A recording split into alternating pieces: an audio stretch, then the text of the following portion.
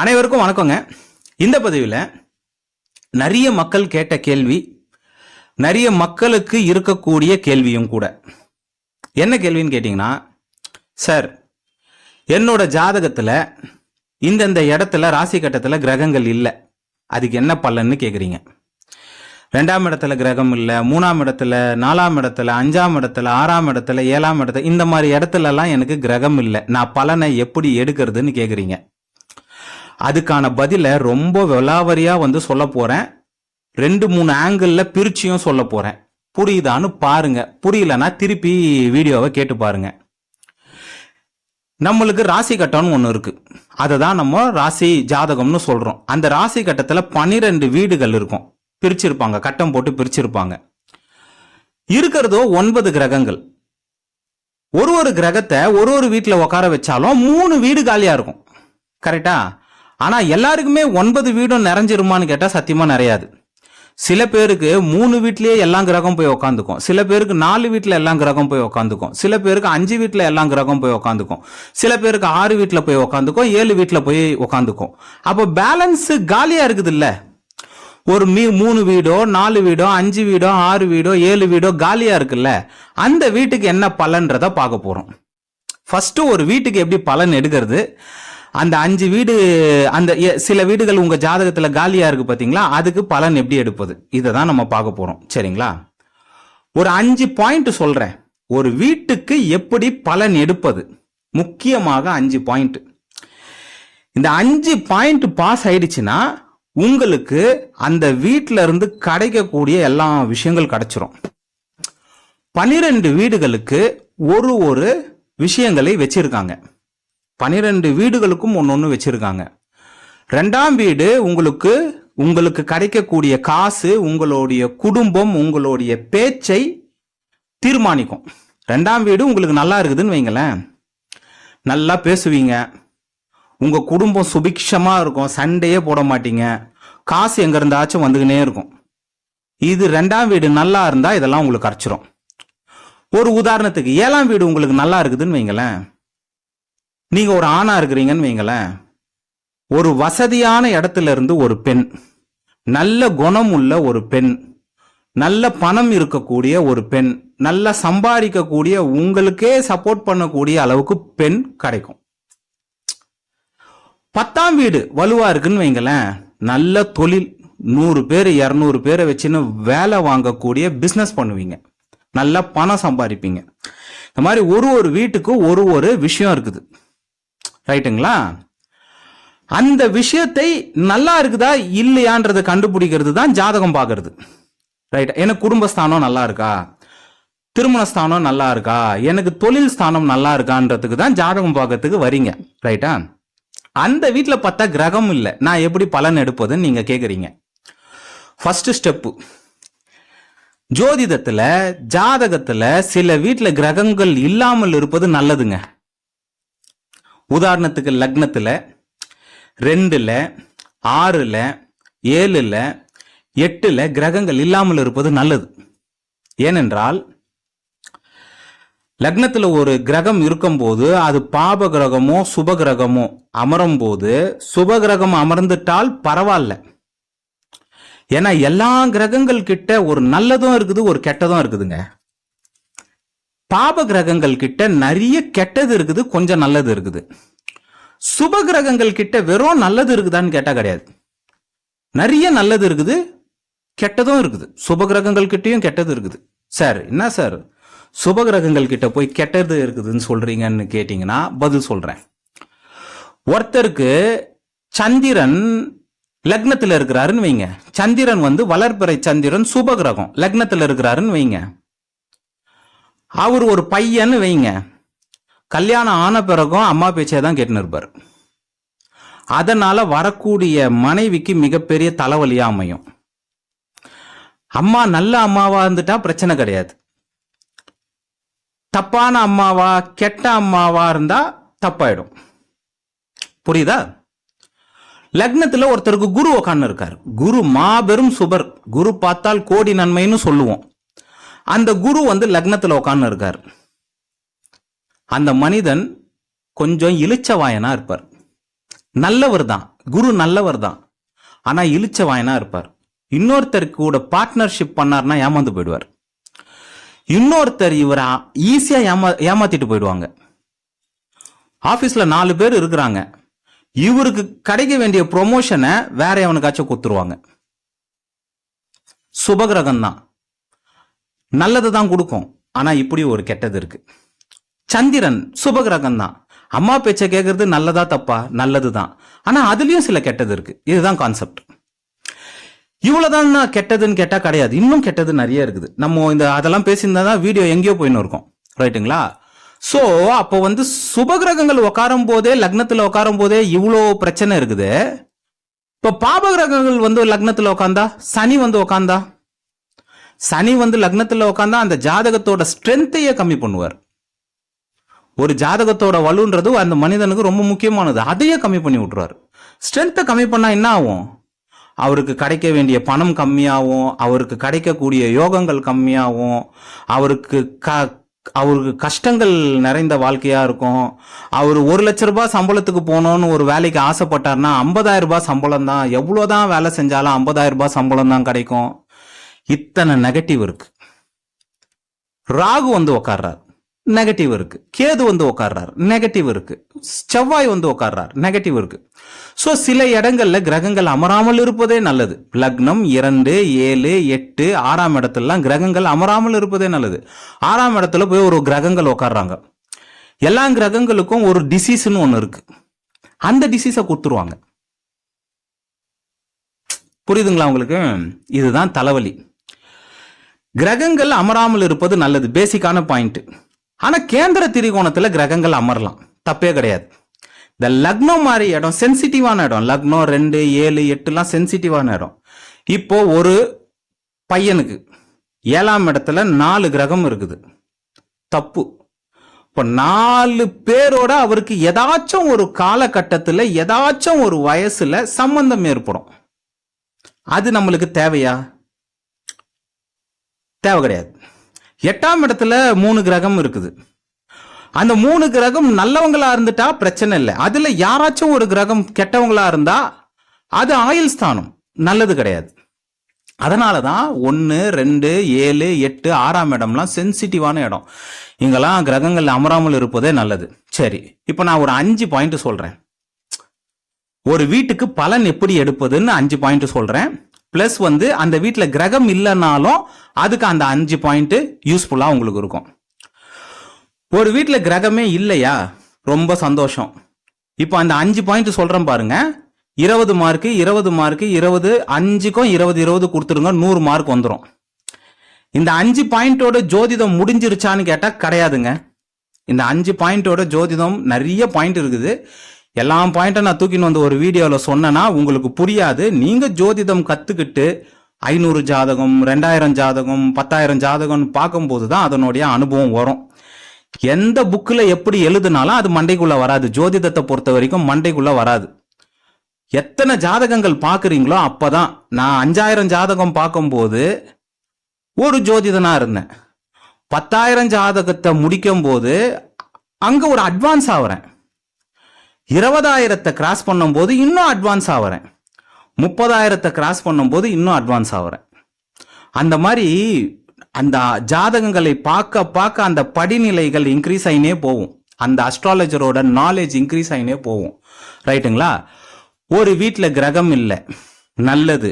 20 mark உங்களுக்கு கிடைச்சிருச்சுன்னு வச்சுக்கோங்க, ரைட்டா? அந்த வீட்டில் கிரகம் இல்லை, ஆனா ஒரு சுப கிரகம் இல்ல, உங்க ராஜயோகர். சுபகிரகம்னா யாரு? குரு, சுக்கிரன், புதன், வளர்பிறை, சந்திரன் சுபகிரகம். ராஜயோகர்னா யாரு? உங்களுக்குன்னு சில யோகர்கள் இருப்பாங்க. லக்னாதிபதி, 5ஆம் அதிபதி, 9ஆம் அதிபதி. இவங்க அந்த இடத்த பாக்குறாங்கன்னா செகண்ட் பாயிண்ட் சக்சஸ். அந்த வீட்டுல கிரகமே இல்லைனாலும் பரவாயில்ல, இந்த சுபகிரகம் இல்ல ராஜயோகர் அந்த வீட்டை பாக்குறாங்கன்னா செகண்ட் பாயிண்ட் சக்சஸ். ஃபர்ஸ்ட் ஒரு 20 மார்க் போட்டீங்களா, அடுத்து ஒரு 20 மார்க் போட்டுருங்க, 40 மார்க். ஸோ அந்த வீட்டில் அந்த வீட்டில இருந்து கிடைக்கக்கூடிய அத்தியாவசியமான விஷயங்கள் உங்களுக்கு கிடைச்சிரும். 40 மார்க் வந்தாலே உங்களுக்கு அந்த வீட்டில் இருக்கக்கூடிய விஷயம் உங்களுக்கு கிடைச்சிரும். 3வது பாயிண்ட், அந்த வீட்டுக்குன்னு ஒரு ஓனர் இருப்பார். இப்போ இந்த உலகம் இருக்குது, இந்த உலகத்துல பல கோடி கணக்கான வீடுகள் இருக்கு. எல்லா வீட்டுக்குமே ஓனர்னு ஒருத்தர் இருப்பார். கரெக்டா? வீட்டுக்கு ஓனரே இல்லாம யாராச்சும் ஒருத்தர் இருப்பாரா? இருக்க மாட்டாங்க. அதே மாதிரி 12 ராசி கட்டத்துக்கு ஒரு ஓனர் இருக்காங்க. ஒரு வீட்டுக்கு சுக்கிரன், இன்னொரு வீட்டுக்கு செவ்வாய், இன்னொரு வீட்டுக்கு சூரியன் இருக்கிறாங்க. ராகு கேதுக்கு வீடு கிடையாது. 7 கிரகங்கள் 12 வீட்டை பிரிச்சுக்கினாங்க. ரைட்டா? ராகு கேதுவை டீல்ல விட்டாங்க. இந்த 7 கிரகங்களுக்கும் ஒரு வீடு இருக்கு. அந்த கிரகம், ஒரு உதாரணத்துக்கு உங்களுக்கு 2ஆம் இடம்னு வைங்க. 2ஆம் இடத்துல உங்களுக்கு கிரகம் இல்ல. அந்த வீட்டுக்குன்னு ஒரு ஓனர் இருப்பார். அவர் போயிட்டு கேந்திர திரிகோண உபஜயஸ்தானத்துல உட்கார்றாருன்னு வைங்க. ஓகே, அந்த இடத்துல அதுவும் பாஸ் ஆகுறாருன்னு அர்த்தம். இந்த உபஜயஸ்தானத்துல ஒரே ஒரு வீட்டை மட்டும் கட் பண்ணிடலாம், 6ஆம் இடத்தை மட்டும் கட் பண்ணிடலாம். ரைட்டுங்களா? உபஜயஸ்தானம் 3, 6, 10, 11 வரும். 6ஆம் வீட்டை மட்டும் அப்படி ஒடிக்கிறீங்க. சில சமயம் 6ஆம் வீட்டில் உட்கார்றது நல்லதா வரும், சில சமயம் அதுவே பெரிய தலைவலி ஆயிடும். ரைட்டுங்களா? அதனால அந்த வீட்டை ஒதுக்கிருங்க. கேந்திர திரிகோணத்துல உட்காரலாம். திரிகோணம்னா என்ன? 1, 5, 9. கேந்திரனா என்ன? 1, 4, 7, 10. 3வது பாயிண்ட், இந்த கிரகங்கள் போய் கேந்திர திரிகோணத்துல உபஜயஸ்தானத்துல உட்காந்துன்னு இருந்தாங்கன்னா 3வது 20 மார்க் உங்களுக்கு கிடைச்சிருச்சு. ஃபர்ஸ்ட் 20 மார்க்கு அந்த வீடு காலியா இருந்தா கிடைச்சிரும். 2வது 20 மார்க்கு அந்த வீட்டை சுபகிரகங்கள் பார்த்தா கிடைச்சிரும். 3வது 20 மார்க்கு அந்த வீட்டோடைய அதிபதி, அந்த வீட்டோட ஓனர் கேந்திர திரிகோண உபஜயஸ்தானத்துல இருந்தா கிடைச்சிரும். 60 மார்க்கு கிடைச்சிரும். 60 மார்க் ஒரு மனுஷனுக்கு கிடைச்சாலும் அந்த வீட்டுல இருக்கக்கூடிய எல்லாமே சஃபிஷியண்டா அந்த மனுஷன் திருப்தி ஆகிற அளவுக்கு கிடைச்சிரும். ரைட்டா?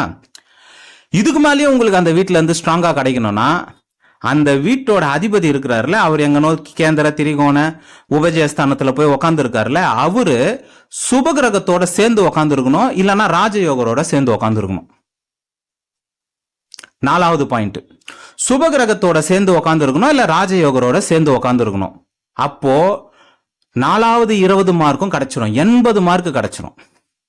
அந்த வீட்டோட அந்த வீடு கொடுக்கக்கூடிய விஷயத்த 80% உங்களுக்கு கொடுத்துரும்னு அர்த்தம். ரைட்டா சார்? 6, 8, 12 உட்காரக்கூடாதான்னா அதுக்கு வரேன் இருங்க. அங்க உட்கார்ந்தவங்க தான் மிகப்பெரிய பணக்காரவங்களா, மிகப்பெரிய பிக் ஷாட்டா அங்க உட்காந்து அந்த 6, 8, 12 உட்காந்து அது வலுப்பெற்றுட்டால் அது ஒரு தனி ஸ்டோரி, அது ஒரு தனி கதை. அவங்க தான் இந்த உலகத்தையே ஆட்டி படைக்கிறவங்க. எந்த கிரகம் எந்த வீடு மறைவு ஸ்தானம்னு டிக்ளேர் பண்ணாங்களோ, எந்த வீடு மோசமான வீடுன்னு டிக்ளேர் பண்ணாங்களோ, எந்த வீடு மோசமான காரகத்துவங்களை வைத்து கொண்டு இருக்குதோ அவங்களுக்கு தான் 1000 கோடி சொத்து, 10,000 கோடி சொத்து, பல லட்சம் கோடி சொத்து கிடைக்குது. பெரிய பெரிய பணக்காரங்களோட பசங்களுடைய ஜாதகத்தை எடுத்து பாருங்க, அரசியல்வாதிகளோட பசங்களுடைய ஜாதகத்தை எடுத்து பாருங்க, பெரிய பெரிய தொழிலதிபர்களோட பசங்களுடைய ஜாதகத்தை எடுத்து பாருங்க. இப்படிதான் இருக்கு. எனக்கு தெரிஞ்சு ஒருத்தர் துபாயில 5000 கோடி சொத்து வச்சுன்னு இருக்காரு. பசங்களுக்கு 2 பசங்க 2 பேருக்குமே 8, 12 தான் எல்லா கிரகம் இருக்கு. தான் விஷயம். ரைட்டா? ஓகே. 4வது பாயிண்ட், அந்த அதிபதி எங்க போய் உக்காந்துன்னு இருக்கிறாரோ அவங்க கூட சுபகிரகம் இல்ல திரிகோணாதிபதிகள் உக்காந்துன்னு இருக்கணும், ராஜயோகர்கள் உக்காந்துன்னு இருக்கணும். ரைட்டுங்களா? 4வது பாயிண்ட் ஓகே ஆயிடுச்சுன்னு அர்த்தம். 5வது பாயிண்ட், இவங்க போய் உக்காந்துன்னு இருக்காங்கல்ல திரிகோணாதிபதி, ஒரு இடத்துல இந்த அதிபதி போய் 2ஆம் அதிபதி போய் கேந்திர திரிகோணத்துல உக்காந்து உபஜயஸ்தானத்துல உக்காந்து அவங்க ஒரு சுபகிரகத்தோட உக்காந்து இல்ல ராஜயோகரோட உக்காந்துன்னு இருக்கும் போது இன்னொரு சுபகிரகம் அந்த இடத்த பார்த்ததுன்னு வைங்களேன், அந்த இடத்துல இருந்து 100% என்ன இருக்குதோ அதை உங்களுக்கு குத்துருவாங்க. ஒரு உதாரணத்துக்கு 3ஆம் இடம், இன்னைக்கு ஒரு பையன் ரொம்ப டாப் சிங்கரா இருக்கான், தமிழ் சினிமால டாப் சிங்கர். இந்த 5 பாயிண்டும் அந்த பையனுக்கு 3ஆம் இடம் வாங்குது. 3ஆம் இடம்ன்றது இசை, பாட்டு பாடுறது, சிங்கர், இசைப்பது. இந்த இளையராஜா, ஏஆர் ரகுமான்லாம் இருக்கிறாங்க பாருங்க, இவங்க கலை சம்பந்தமான மியூசிக் எல்லாமே அந்த 3ஆம் இடத்தை குறிக்கும். இந்த 3ஆம் இடத்தை இந்த மாதிரி 100 மார்க் ஒரு பையன் வாங்குறான், அவன் தான் இன்னைக்கு தமிழ்ல டாப் சிங்கர். போய் செக் பண்ணி பாருங்க. இந்த மாதிரி இப்போ நான் என்ன சொல்றேன், இப்போ 100 மார்க்கு கிடைச்சிருச்சுன்னு வச்சுக்கோங்க, அந்த மனிதனுக்கு எல்லாமே கிடைச்சிரும். இதையே அப்படியே உல்டாவா போடுங்க. சார் எனக்கு அந்த இடத்துல இருந்து எதுவுமே கிடைக்கல சார், எனக்கு கல்யாணமே ஆகல சார், நான் ஒரு பொண்ணை தொட்டு கூட பார்த்தது இல்லை சார், கையை கூட தொட்டு பார்த்தது இல்லைன்னா 7ஆம் இடம் அந்த 100 மார்க்லயும் ஃபெயில் ஆயிருக்கும். அந்த 20 20 20 20 5 20 சொன்னேன், அந்த 5 20 ஃபெயில் ஆயிருக்கும். அது எப்படி ஃபெயில் ஆகும்ன்றத சொல்றேன். ஃபர்ஸ்ட் அந்த வீடு இருக்கா, அந்த வீட்டில் ஒரு பாப கிரகம் வந்து உக்காந்துருக்கும். First point. செகண்ட் பாயிண்ட், அந்த வீட்டை ஒரு பாப கிரகம் பார்க்கும். பாப கிரகம்னா நீங்க மாரகாதிபதியை சேர்த்துக்கலாம், பாதகாதிபதியை சேர்த்துக்கலாம், அட்டமாதிபதியை சேர்த்துக்கலாம், 12ஆம் அதிபதியும் சேர்த்துக்கலாம், 6ஆம் அதிபதியும் சேர்த்துக்கலாம். இத்தனை கெட்டவங்க இருக்கிறாங்க. இது இல்லாம பாப கிரகம் வேற இருக்கிறாங்க. ராகு, கேது, சனி, செவ்வாய். ராகு, கேது, சனி, செவ்வாய் இயற்கையான பாப கிரகங்கள். சூரியனும் அரை பாபர் தான், இயற்கையான பாப கிரகங்கள். உங்க ஜாதகத்துக்குன்னு ஆவாத சில பாபர்கள் இருப்பாங்க, மாரகாதிபதி, பாதகாதிபதி. அது டிபெண்ட்ஸ் ஆன் யுவர் ஜாதகம். உங்க ஜாதகத்துக்கு தனித்துவமா சில கிரகங்கள், ஆகாத கிரகங்கள் இருப்பாங்க. 6ஆம் அதிபதி, 8ஆம் அதிபதி, 12ஆம் அதிபதி. இவங்க போய் அந்த இடத்துல 2ஆம் இடத்துல உட்கார்றாங்க, டிஸ்டர்ப் ஆகும். இன்னொரு பாபர் அந்த 2ஆம் இடத்தை பாக்குறாங்க, டிஸ்டர்ப் ஆகும். அப்புறம் அந்த 2ஆம் இடத்துக்கு ஒரு ஓனர் இருப்பாரு, அவர் எங்கன்னா போயிட்டு மறைவு ஸ்தானத்துல போய் உக்காந்துன்னு இருந்தா லாக் ஆயிடுவாரு, கெட்டுருவாரு. இல்ல கேந்திர திரிகோணத்திலேயே உட்கார்றாருன்னு வைங்க, அவரு இன்னொரு பாப கிரகத்தோட போய் உக்காந்து இருக்காரு. இல்ல அந்த ஜாதகத்தோட அவயோகரோட சேர்ந்து போய் உக்காந்துன்னு இருக்காரு, அதுவும் அவுட்டு. ஃபைனலா அந்த உக்காந்துன்னு இருக்கிற அவயோகரோட சேர்ந்து உக்காந்துன்னு இருக்கிற அந்த கிரகத்தை இன்னொரு பாபர் பாக்குறாரு, இல்ல இன்னொரு ஒரு 8ஆம் அதிபதி பாக்குறாரு, இல்ல இன்னொரு ஒரு 6ஆம் அதிபதி பாக்குறாரு, இல்ல பாதகாதிபதி பாக்குறாரு, அட்டமாதிபதி பாக்குறாரு. டோட்டலா அந்த இடம் அவுட் ஆகும். அவர் என்ன பண்ணுவாரு, இப்படி 2ஆம் இடம் டோட்டலா ஒரு மனுஷனுக்கு அவுட் ஆகுதுன்னு வைங்களேன்,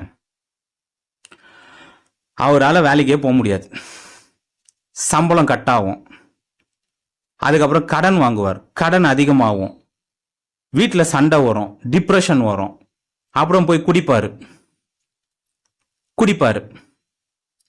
அதுக்கப்புறம் குடிக்கிறதுக்கு ஒரு நாள் காசு இருக்காது, ரோட்ல வந்து காசு கேட்பார்.